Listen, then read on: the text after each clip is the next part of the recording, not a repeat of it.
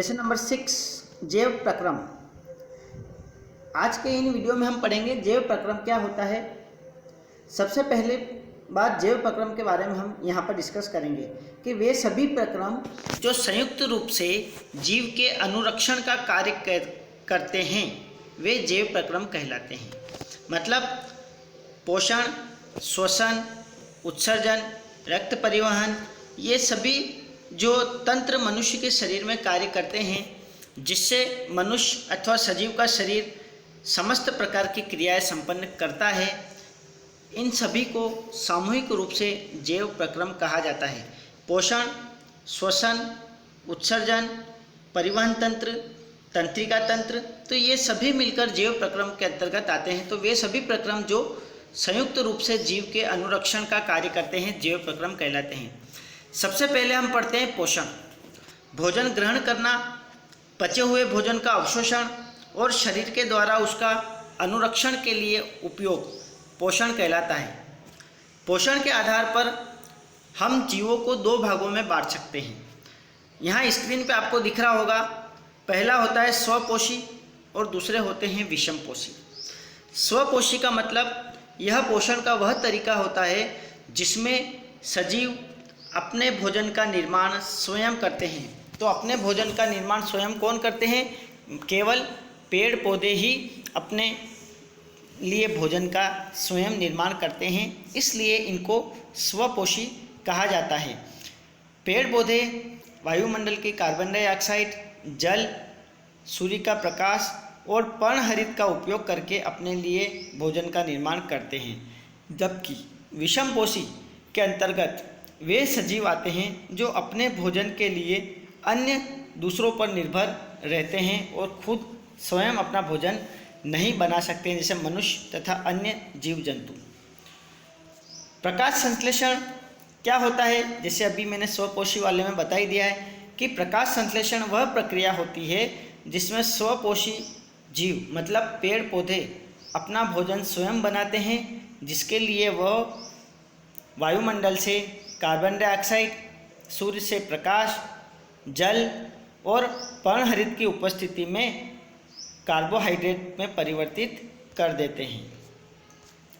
यहाँ पर इक्वेशन लिखी हुई है 6CO2 + 12H2O, 6 कार्बन डाइऑक्साइड के अणु और 12 जल के अणु सूर्य के प्रकाश और पर्णहरित की उपस्थिति में ग्लूकोज का निर्माण करते हैं।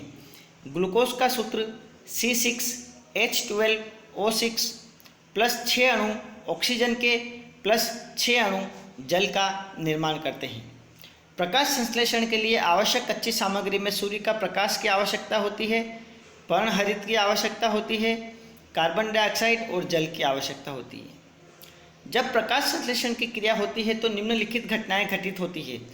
पर्णहरित के द्वारा प्रकाश की ऊर्जा को सबसे पहले अवशोषित किया जाता है। प्रकाश ऊर्जा को रासायनिक ऊर्जा में रूपांतरित करना तथा जल के अणुओं का हाइड्रोजन और ऑक्सीजन में अपघटन करना। और जो तीसरी जो घटना होती है कार्बन डाइऑक्साइड का कार्बोहाइड्रेट में अपचयन होना। तो ये 3 निम्न प्रमुख घटनाएं प्रकाश संश्लेषण के दौरान होती है। अब बच्चों हम बात करते हैं रंध्र की। रंध्र मतलब छोटे छोटे सूक्ष्म छिद्र। हम देखते हैं कि पत्तियों में से या पेड़ पौधों में से पानी की बूंदें बाहर आ जाती है, तो कहाँ से आती है? वो सूक्ष्म छिद्रों के माध्यम से आती है।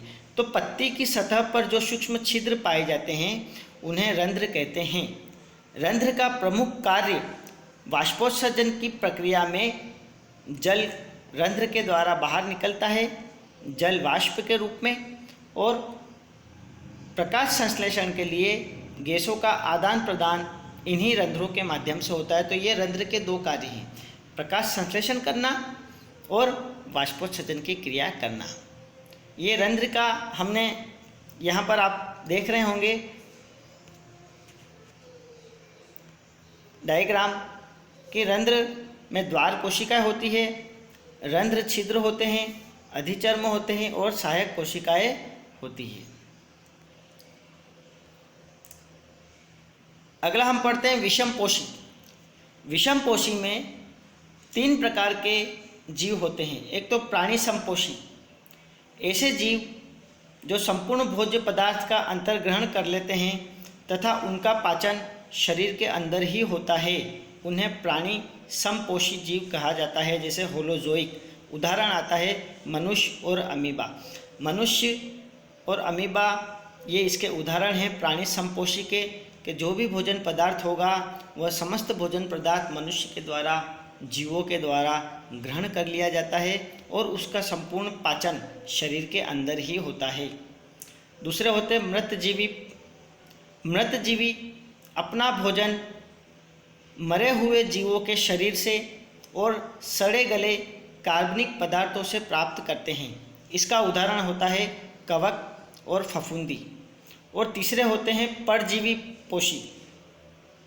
परजीवी उन्हें कहते हैं ऐसे जीव जो अन्य दूसरे जीवों के शरीर के अंदर अथवा शरीर के बाहर उनको मारे बिना उनसे अपना पोषण प्राप्त करते हैं, जैसे जूं।